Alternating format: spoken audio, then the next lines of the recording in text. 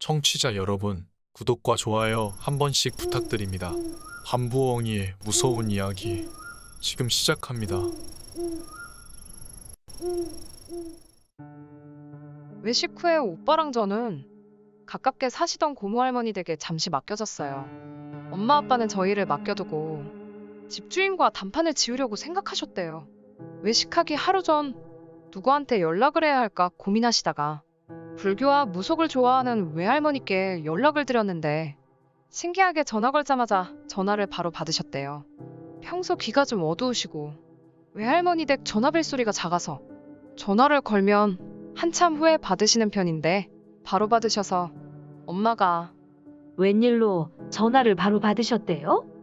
하고 여쭈었더니 외할머니께서 며칠 전부터 같은 꿈을 계속 꾸셨는데 외할아버지가 꿈에서 액자를 거꾸로 들고 외할머니를 계속 쫓아오셨던 거예요. 외할머니는 이 영감이 나를 데리고 가려고 내 영정사진을 들고 쫓아오나 싶어서 매일 밤 도망다니다 잠에서 깨셨다는데 어젯밤에는 도무지 꿈이 깰 생각을 안 하는 통에 너무 지치고 힘드셔서 우뚝 멈춰서셨대요. 그러고는 아니 영감, 대체 왜 이러는 거야? 하고 화를 내셨는데 할아버지가 말없이 거꾸로 들고 있던 액자를 바로 해서 할머니한테 주셨다는 거예요. 그래서 할머니가 그 액자를 들여다보는데 까만 액자 안에 우리 가족 사진이 있었다는 거예요. 그런데 사진이 보면 볼수록 이상하고 찜찜해서 자세히 들여다봤더니 우리 가족 말고 한 사람이 더 있었다는데 머리는 산발을 한 흰옷을 입은 여자가 자기도 우리 가족인 양 우리 가족한테 딱 붙어 있더래요. 그 모습이 섬뜩하고 기분이 안 좋아서 잠에서 깨셨는데 아무리 그 여자 얼굴을 기억해내려 해도 또렷이 기억이 나질 않으시더랍니다. 그래서 온종일 걱정하며 엄마 전화 오길 기다리셨다는 거예요. 먼저 전화를 하지 않으신 건 괜히 나쁜 꿈을 꾸고 전화하면 재수 못 붙을까봐 그렇게 못하셨다고. 엄마는 외할머니 이야기를 듣자마자 모든 이야기를 털어놓으셨대요. 그랬더니 외할머니가 꿈속 사진에서 본 꼴이 우리 가족한테 그것이 꼭 붙어있는 게 이사가도 쉽게 떨어질 것 같진 않고 일단 내일 애들 맡겨놓고 내려오라고 하시더래요. 그래서 엄마 아빠는 우리를 고모할머니 댁에 맡기고 바로 내려가셨어요. 외할머니 댁까지 2시간 거리여서 저희 데려다 주고 내려가니 밤 10시에 도착하셨는데 시간도 너무 늦어서 그날은 그냥 외할머니 댁에서 자고 그 다음날에 외할머니가 용암 무당집을 데려가셨대요. 아빠는 집안이 천주교라서 무당집은 처음이라 긴장하셨는데 생각보다 멀쩡한 가정집이고 불교용품이 있다는 것 빼곤 특별할 것도 없었대요. 그 무당은 40대 여자인데 모시는 신대문인가? 결혼도 안 한 처녀무당이었는데 외할머니 말씀으론 아는 사람만 아는 유명한 무당이래요.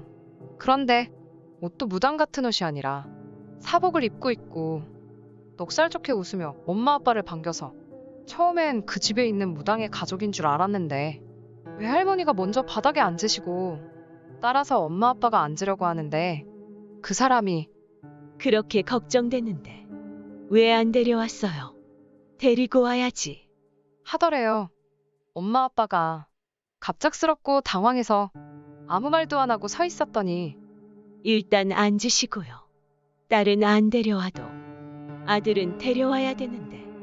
하면서 우리가 겪은 일은 듣지도 않고 다 맞추더래요. 딸은 한 번 죽을 뻔하고 아줌마는 놀라서 나자빠지고 아저씨는 한 번 호되게 홀리고 아들은 한 번 지독하게 괴롭힘 했구만. 어떻게 아느냐고 물었더니 그 집에 있는 귀신 중에 하나가 엄마한테 붙어서 자랑하듯이 이야기해 주었다고. 아주 재밌어 하고 있다고. 무당말로는 그 집에 귀신이 여럿인데 아주 악질인 귀신 하나가 나쁜 짓을 하고 있고 그 귀신은 재미로 그러는 게 아니라 진짜 화가 나 있는 상태이고 나머지 귀신 중 지금 엄마를 졸졸 따라다니는 귀신은 그게 재밌어서 괜히 같이 그런 짓을 한다고. TV 끄고 소리 내고 자잘한 것은 엄마 따라다니는 그 귀신 짓이라고 하더래요. 아빠가 그러면 어쩌면 되는지, 이사 가면 되는지 이것저것 물으셨더니 아들을 데려왔으면 좋았을 건데 안 데려왔으니 어쩔 수 없고 자기가 그 집에 가봐야 될 것 같으니까 올라갈 때 같이 가서 살펴보겠다 그러셨대요. 그러고 무당이 그 집에서 있었던 일을 자세히 말해달라고 해서 엄마 아빠가 이것저것 이야기해드리고 있는데 갑자기 무당이 사색이 돼서 빨리 애 맡긴 곳에 전화해보라고 그러더래요. 이유를 물을 새도 없이 허둥지둥 고모 할머니 댁에 전화했는데 그때 오빠가 엄청 아팠거든요. 엄마 아빠 가고부터 머리가 너무 아프다고 하루 종일 토하고 그래서 고모 할머니가 오빠랑 저를 데리고 병원에 갔는데 오빠가 진짜 갑자기 멀쩡한 얼굴로 할머니, 나 이제 안 아파요.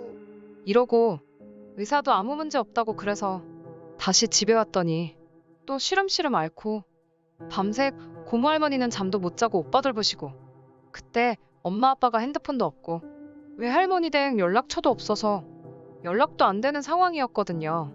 전화 끝내고 무당 아줌마가 당장 가는 게 좋지 않겠냐고 본인도 같이 가주신다 하셔서 엄마 아빠랑 외할머니랑 무당 아줌마랑 급하게 고모 할머니 집으로 갔대요. 내려가는 길에 오빠 아픈 걸 어떻게 아셨냐고 물으니까 엄마 옆에 붙어있는 그 귀신이 갑자기 낄낄대고 너무 좋아하는 꼴이 분명히 그 악기가 애들한테 해코지를 했구나 싶어서 알았다는 거예요. 무당 이야기를 듣고 나서 엄마는 계속 오빠 걱정해 우시고 외할머니는 달래주시고 아빠는 무슨 정신으로 운전했는지 기억도 안 날 정도로 정신없이 오셨대요. 저는 낮잠 자고 있을 때 엄마 아빠가 고모 할머니 댁에 도착하셨는데 고모 할머니 집에 들어가자마자 엄마보다 무당 아줌마가 먼저 오빠한테 달려가서는 오빠를 안고 엉엉 우셨다는 거예요. 고모 할머니는 생전 처음 보는 여자가 저희 오빠를 안고 오니까 놀라서 멍하니 쳐다보고 엄마는 그때 아무 이유 없이 갑자기 서러워져서 무당이랑 같이 엉엉 우셨대요. 무당 아줌마랑 엄마랑 정신없이 울고 있을 때 외할머니가 고모 할머니한테 상황 설명하시고 아빠는 주차하고 올라오시고 아빠가 자고 있는 저를 깨워서 집에 가자고 하셨어요. 고모 할머니도 천주교셔서 무당을 별로 달가워하지 않으셔서 같이 안 가신다고 하셨어요. 그래서 고모 할머니께 인사드리고 집으로 가는데 차가 좁아서 저는 엄마 무릎에 앉아서 가고 오빠는 무당 아줌마 무릎에 앉아서 갔는데 무당 아줌마가 오빠를 계속 쓰다듬으면서 오빠 이름을 계속 중얼거리셨어요. 저는 그때 그 아줌마가 무당인 거 모르고 그냥 아는 사람인가 보다 생각했어요. 신기한 게 엄마 아빠는 오빠 이름을 그 아줌마한테 한 번도 가르쳐 준 적이 없었다는데 아줌마는 오빠 이름을 어떻게 알았는지 집 가는 내내 오빠 이름을 주문처럼 외우셨는데 외할머니가 엄마한테 우는 모습이나 말투로 봐서는 아마 외할아버지였을 거라고 하셨대요.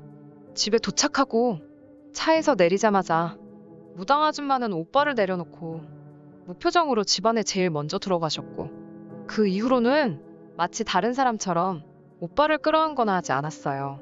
집안에 들어가서도 특별한 행동은 없고 그냥 이방저방 둘러보고 다니다가 유독 한참 동안 멈춰 서 있을 때가 있었는데 창고방이랑 안방 화장대 앞이었어요.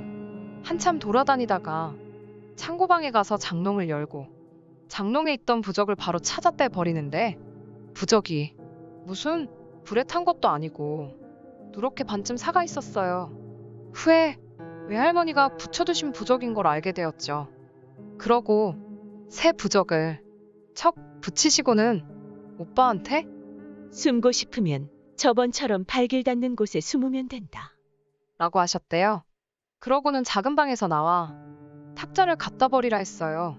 아빠가 탁자가 커서 나중에 버리겠다고 하니까 무당 아줌마가 지금 당장 버려야 한다고 하시는 통에 엄마랑 아빠랑 무당 아줌마랑 셋이서 탁자를 겨우 밖에다 내놓고 또 안방 화장대 앞에 가서 한참 있더니 버리면 큰일 날 거라고 일단 냅두라 하시고는 화장대 맨 밑서랍 깊숙이 저분 부적 같은 걸 숨겨두시고 누가 부적을 찾거든 절대 어딨는지 알려주지 말라고 우리 가족한테 열심히 설명하셨어요. 그러고 바로 창고방으로 가서 방문에 부적을 붙여두시고 되도록이면 들어가지 말라고 하셨고요. 그러고 나서 뭔가 찝찝하다고 둘러봤던 곳을 또 둘러보고 또 둘러보다가 갑자기 무당 아줌마가 TV를 받치고 있는 장식장에 가서 장식장도 갖다 버려야 된다고 그래서 또 세 분이 그걸 낑낑거리면서 빼냈는데 장식장 뒤에 머리카락이 진짜 한 움큼 있는 거예요. 무당 아줌마는 그걸 보고 질겁을 하셨어요. 당장 쓸어 없애버려야 한다면서 바닥에 뭘 쏟았는지 찐득한 게 머리카락이 한 움큼 달라붙어 있고 고약한 냄새도 나고 그런 게 있는데 집에 벌레는 한 마리도 없었어요. 엄마 아빠는 장식장 버리러 가시고 무당 아줌마는 수건을 빨아오셔서 독한 집이야. 독한 집. 하시면서 그 더러운 머리카락과 찐득거리는 걸 열심히 치우시더니 머리카락이랑 오물 묻은 수건을 봉지에 싸서 내다 버리셨어요. 엄마 아빠한테는 뱀수래. 사람 머리카락이다. 라고 했대요. 그 찐득한 게 뱀술이었나 봐요. 그 집에서 한바탕 하고 아줌마가 버릴 건 다 버렸는데 아직은 아니니까 당분간은 말한 거 잘 지키세요. 라고 했어요. 본인은 자기 집에 간다고 몇 달 뒤에 구타러 올 거니까 그때까지만 잘 버티고 있으라고 말씀하신 거 잘 지키라는 말은 신신당부를 하고 가셨어요.